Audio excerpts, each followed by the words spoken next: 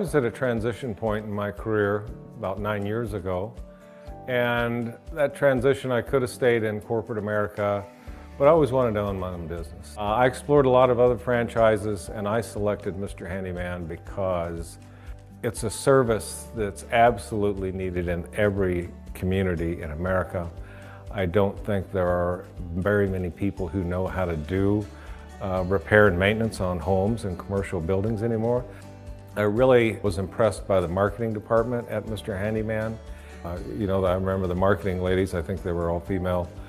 They said, "Bob, do A, B, and C," and I didn't blink an eye. I did exactly what they told me.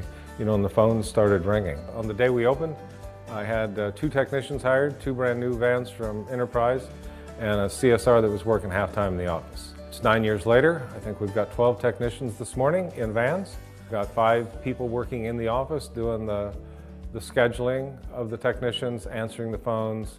Thank you for calling Mr. Handyman. This is Christy. How can I make your day better? Their problems are solved just by calling our company. People trust us because their neighbor trusts us or their preacher trusts us. And we can send the right technician to do the right jobs. It makes their experience better because they don't have to call multiple technicians, multiple people, multiple companies.